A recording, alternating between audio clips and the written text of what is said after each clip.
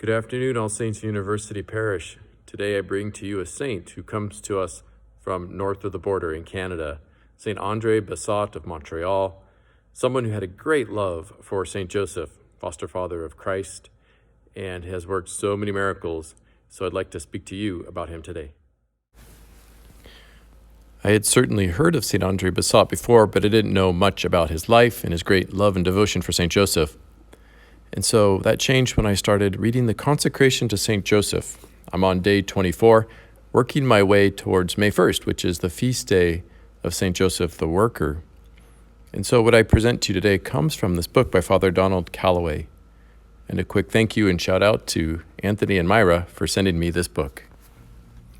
Andre Basalt was born in 1845 in the very French and very Catholic part of Canada near Montreal.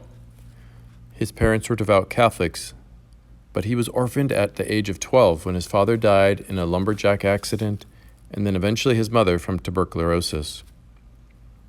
From those young years, he developed a very strong devotion to St. Joseph.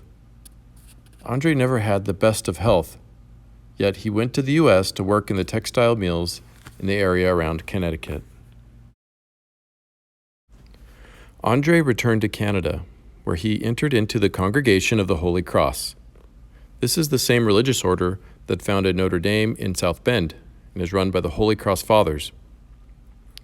He never became a priest, but he remained a religious brother his entire vocation, and he served for 40 years as the porter, which is another way of saying the doorman, at a college near Quebec. Brother Andre was an incredibly humble man. People would often refer to him as St. Joseph's little dog. As a porter, he quickly became known throughout all of Canada as a pious and holy man. He would spend countless hours praying with people at the door he watched. And then the miracles would begin to happen, all of which he attributed to St. Joseph's intercession.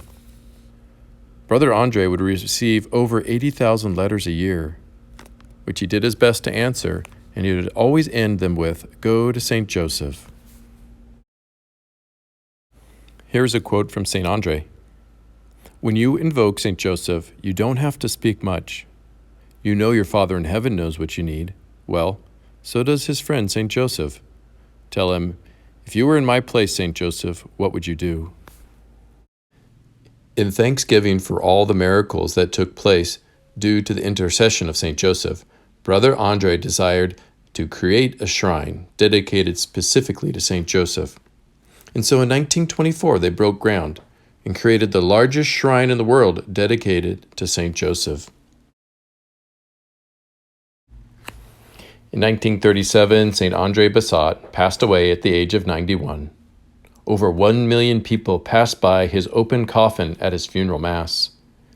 And to this day, 2 million people a year visit the St. Joseph Oratory in Quebec. In 1984, St. John Paul II journeyed to the oratory as a pilgrim, and he said this about Brother Andre.